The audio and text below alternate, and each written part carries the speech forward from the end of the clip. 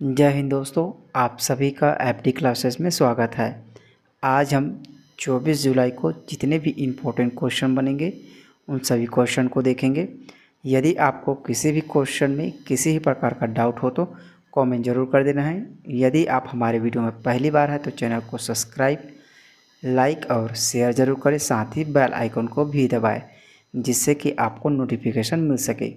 चलिए आज का पहला क्वेश्चन देखिए। राज्य में हर साल किसके सम्मान में राज्य के श्रेष्ठ बुनकरों को पुरस्कृत करने का निर्णय लिया गया है? तो इनका सही आंसर होगा स्व बिसाहू दास महंत जी के सम्मान में राज्य के श्रेष्ठ बुनकरों को पुरस्कृत करने का निर्णय लिया गया है। आप इमेज में देख सकते हैं, ये है स्व बिसाहू दास महंत जी। चलिए ध्यान देंगे। मुख्यमंत्री भूपेश बघेल ने छत्तीसगढ़ महतारी के सपूत पुत्र महाराजनेता और स्वतंत्रता सेनानी संयुक्त मध्य प्रदेश के पूर्व मंत्री स्व बिसाहू दास महंत जी की पुण्यतिथि पर सादर नमन किया है। एक जनसेवक के रूप में महंत जी ने अविभाजित मध्य प्रदेश में विधायक तथा मंत्री के रूप में प्रदेश के विकास कार्य के लिए अपनी अमूल्य सेवाएं भी दी हैं। कोसा एवं बुनकर व्यवसाय को प्रदेश से लेकर विदेशों तक ख्याति दिलाने वाले बिसाहू दास महंत जी का अतुल्य योगदान रहा है।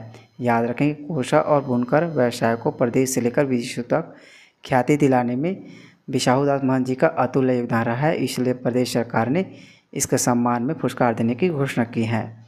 इसे देखते हुए छत्तीसगढ़ सरकार द्वारा स्व बिसाहू दास महंत जी के नाम पर हर साल राज्य के श्रेष्ठ बुनकरों को पुरस्कृत करने का निर्णय लिया गया है।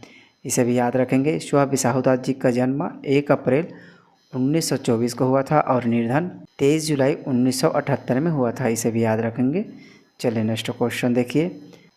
नीति आयोग द्वारा जारी बहुआयामी गरीबी सूचकांक में छत्तीसगढ़ कौन से स्थान पर है? तो इनका सही आंसर होगा नीति आयोग द्वारा जारी बहुआयामी गरीबी सूचकांक में छत्तीसगढ़ 7वें स्थान पर है। याद रखेंगे दोस्तों, बहुत ही इंपॉर्टेंट क्वेश्चन है, वेरी एमपी क्वेश्चन है, इसलिए इसे याद रखना है। बहुआयामी गरीबी सूचकांक का दूसरा संस्करण है। इसका पहला संस्करण वर्ष 2021 में जारी किया गया है। यह रिपोर्ट नीति आयोग द्वारा जारी किया गया है। याद रखेंगे, नीति आयोग द्वारा बहुआयामी गरीबी सूचकांक जारी किया जाता है। यह बहुआयामी गरीबी सूचकांक वाले राज्य में बिहार का स्थान पहले नंबर पर है। बिहार 33.76% के साथ पहले स्थान पर है। वही झारखंड 28.81% के साथ दूसरे स्थान पर है। वही मेघालय 27.79% के साथ तीसरे स्थान पर है। इसे याद रखेंगे। पहला स्थान पर बिहार है, दूसरे स्थान पर झारखंड और तीसरे स्थान पर मेघालय है।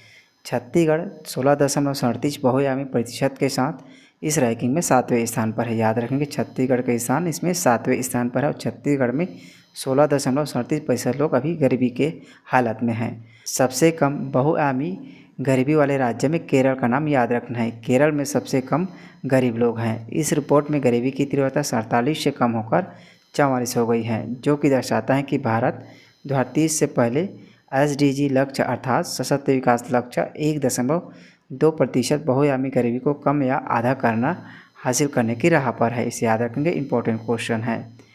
चलिए नेक्स्ट क्वेश्चन देखिए। छत्तीसगढ़ का नया ऊर्जा मंत्री किसे बनाया गया है? तो इनका सही आंसर होगा छत्तीसगढ़ का नया ऊर्जा मंत्री अभी हाल ही में TS सिंहदेव जी को बनाया गया है। याद रखेंगे, इंपॉर्टेंट क्वेश्चन है। आप इमेज में देख सकते हैं, ये है TS सिंहदेव जी। चलिए ध्यान देंगे। हाल ही में छत्तीसगढ़ में मंत्रियों के विभागों में परिवर्तन किया गया है, जिसमें नई ऊर्जा मंत्री TS सिंहदेव जी को बनाया गया है। वही नए कृषि मंत्री श्री ताम्रध्वज साहू को बनाया गया है और नई स्कूली शिक्षा मंत्री श्री रविंद्र चौबे जी को बनाया गया है। तीनों का नाम याद रखेंगे, इंपॉर्टेंट क्वेश्चन है।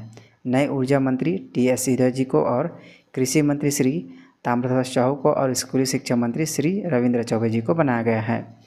मोहन मरकाम जी को मंत्री पद की शपथ दिलाकर आदिम जाति विकास, अनुसूचित जाति विकास और पिछड़ा वर्ग एवं अल्पसंख्यक विकास विभाग का कार्यभार दिया गया है। चलो नेक्स्ट क्वेश्चन देखिए। प्रदेश में काली मिर्च की खेती कहाँ की जाती है? तो इनका सही आंसर होगा प्रदेश में काली मिर्च की खेती कोंडागांव में की जाती है। याद रखेंगे, इंपॉर्टेंट क्वेश्चन है। यह बस्तर और छत्तीसगढ़ के लिए ही नहीं बल्कि देश के लिए एक बड़ी खुशी और गौरव का विषय है।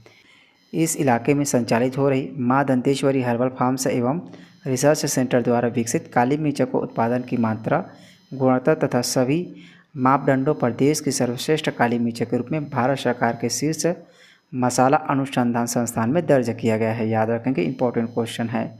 याद रखेंगे, केरल व देश के अन्य भागों में काली मिर्च के एक पेड़ से अधिकतम औसत उत्पादन 5 किलो होता रहा है।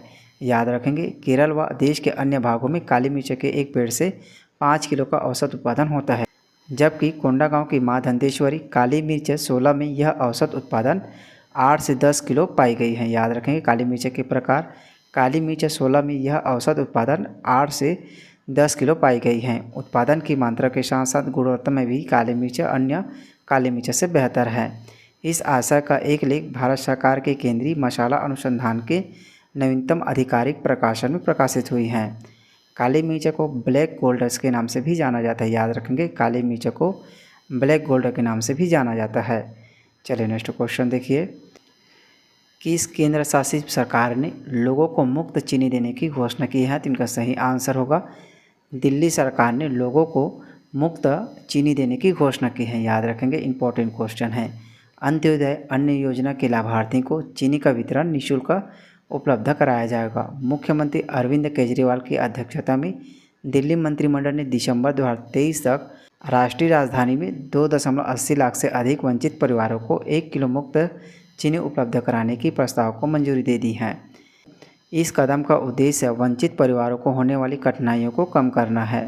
अगला प्रश्न देखिए, भारतीय फुटबॉल टीम फीफा रैंकिंग में कितने स्थान पर है? तो इनका सही आंसर होगा भारतीय फुटबॉल टीम फीफा रैंकिंग में 99वें स्थान पर है। याद रखेंगे दोस्तों, इंपॉर्टेंट क्वेश्चन है।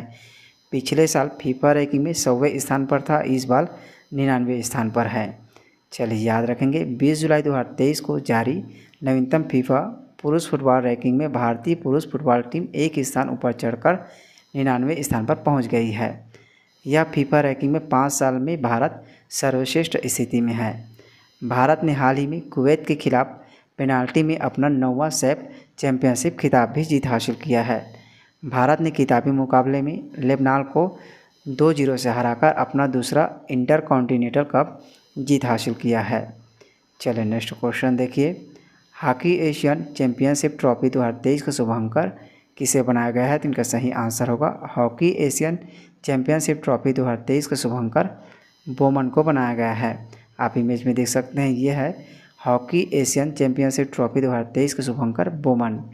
चलिए ध्यान देंगे, तमिलनाडु के युवा कल्याण और खेल विकास मंत्री उदयनिधि स्टालिन ने चेन्नई के मेयर राधाकृष्ण हॉकी स्टेडियम में एशियाई चैंपियनशिप ट्रॉफी चेन्नई 2023 के शुभंकर का अनावरण किया है। शुभंकर, जिसका नाम बोमन है, स्वदेशी जोड़े बोमन और बेली की कहानी से प्रेरित है। याद रखेंगे, यह एक कहानी से प्रेरित है, जिन्होंने मुदुमलाई टाइगर रिजर्व में अनाथ हाथियों की देखभाल और रक्षा की थी। चलिए नेक्स्ट क्वेश्चन देखिए, किस राज्य में यात्री बसों और स्कूली बसों में पैनिक बटन लगाने की तैयारी में है? तो इनका सही आंसर होगा छत्तीसगढ़ राज्य में यात्री बसों और स्कूली बसों में पैनिक बटन लगाने की तैयारी में है। पैनिक बटन क्या है? तो पैनिक बटन बसों में लगाया जाएगा, जो महिलाओं और बच्चों में होने वाले दुर्व्यवहार को रोकने के लिए इस बटन को लगाया जा रहा है। इस बटन को दबाने से पुलिस विभाग में इनकी जानकारी मिल जाएगी।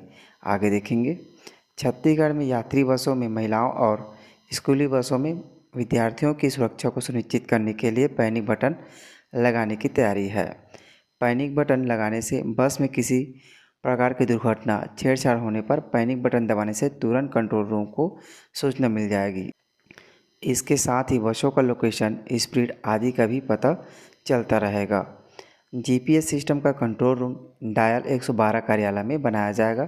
परिवहन विभाग छत्तीसगढ़ से प्राप्त जानकारी के अनुसार इस व्यवस्था के शुरू होने से जनता को किसी तरह के खतरे या अनहोनी होने से निपटने से काफ़ी सहूलियत मिलेगी। वर्तमान में प्रदेश में कुल 12,000 बसें संचालित हैं, जो अलग अलग रूट से प्रदेश के कोने कोने तक जा रही है। इसी तरह राज्य में लगभग 6,000 स्कूल बस भी संचालित हैं।